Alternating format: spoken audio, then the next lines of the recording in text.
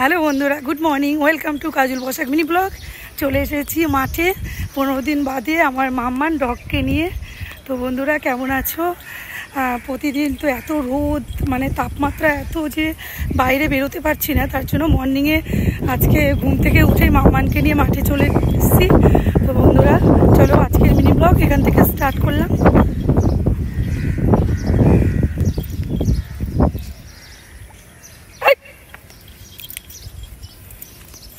পুরো মাঠটাকে নোংরা করে রেখেছে স্ট্রিট ডগগুলো।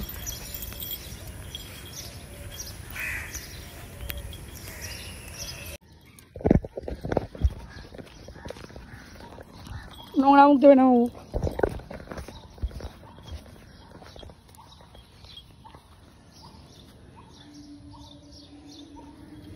চলো, কি নোংরা মাঠটা।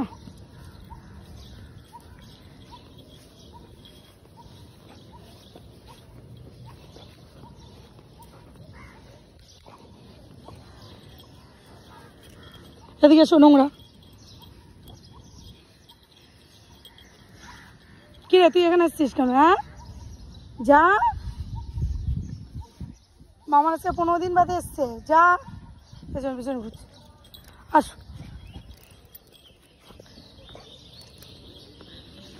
তুই পটি হয়ে গেছে তোমার বাড়িতে, তুমি এমনি ঘোরো।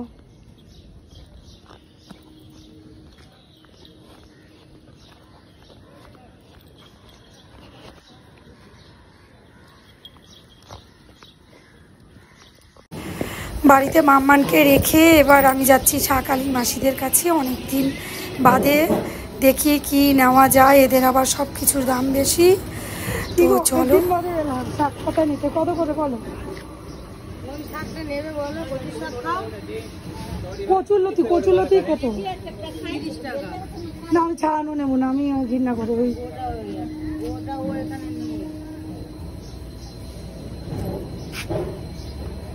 আমি নিজে ছাড়িয়ে নেবো 1 ঘন্টা বসে, তাও ভালো। হ্যাঁ, ছোটবেলায় প্রচুর খেয়েছি, এই পরিষ্কার করাটাই জ্বালা।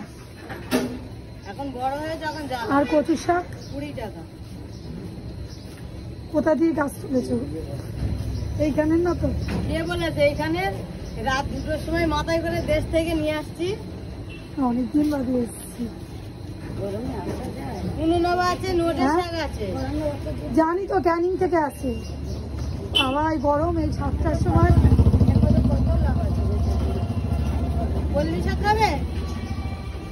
কলমি শাক দাও কত? একবার নিয়ে আমার তো কচুর লতির জন্য এসেছি। কচুর শাক নিয়ে যাও।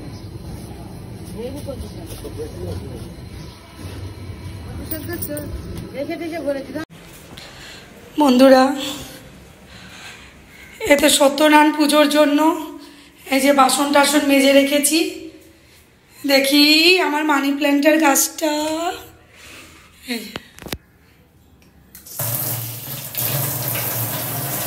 যা গরম পড়েছে বন্ধুরা, রোজ একটু করে জল দিয়ে যাই এই মানি প্ল্যান্টের চারাটা। চলুন এবার দেখি ওই দিকটায় গিয়ে আমার কুমড়ো গাছটার কি অবস্থা। মামা চলে এসছো? এই যে খাট বসিয়ে রেখে দিয়েছি, শোয়া তো হয় না, সাজিয়ে গুছিয়ে রেখে দেওয়াটাই সার। এই যে দেখুন আমার একটা কুমড়ো গাছ হয়েছে, জানি না গাছটা কত বড় হবে। যে যা রোদ্দুর বাবা, এই ঘরে এখন শোয়া বসা কিছুই করা যাচ্ছে না। বন্ধুরা, এতে সত্যনারায়ণ পুজোর জন্য এই যে বাসন টাসন মেজে রেখেছি। দেখি আমার মানি প্ল্যান্টের গাছটা,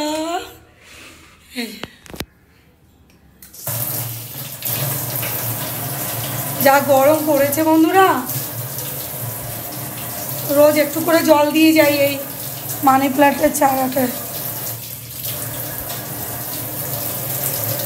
চলুন এবার দেখি ওই দিকটায় গিয়ে আমার কুমড়ো গাছটার কি অবস্থা। মামা চলে এসছো?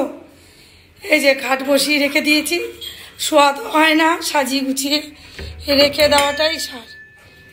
এই যে দেখুন আমার একটা কুমড়ো গাছ হয়েছে, জানি না গাছটা কত বড় হবে।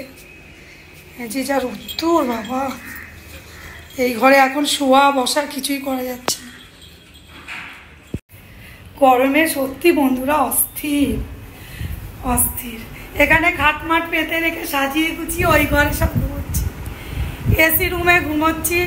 আমার হাজবেন্ড আর ছেলে খাটে ঘুমিয়ে পড়ে, আমি আর মাম্মার নিচে শুয়ে পড়ি। এই গরমের টাইমটা আমরা এইভাবেই শুই। আবার শীতকালে আলাদা আলাদা সব হয়ে যায় সব, তখন তার নিচে ঘুমানো যায় না। আর এই ফ্ল্যাট তো ভাড়া দেবো ঠিক করেছি বন্ধুরা, কারণ একটা পেয়েছি 3 মাসের অ্যাডভান্স যদি দেয় তাহলে আমি ভাড়া দিয়ে দেব।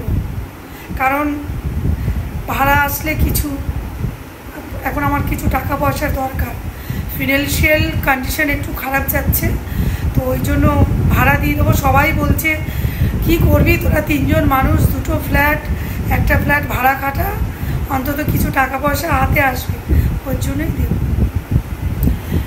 যা বন্ধুরা আজকে রান্না করেছি মাম্মানের জন্য, এটা নিরামিষ, ওর জন্য একটা মাছ ভাজা করেছি, এই যে মাম্মানের মাছ ভাজা, এই যে ভাত 1 হাঁড়ি, আর এই যে কলমি শাক ভাজা, আর এই যে মাছের ঝোল করেছি, পাতলা ঝোল, আলু পটল ঢেঁড়স দিয়ে। এই রান্না বান্না আজকের এই গরমে। এবার আমি একটু পরোটা করেছি।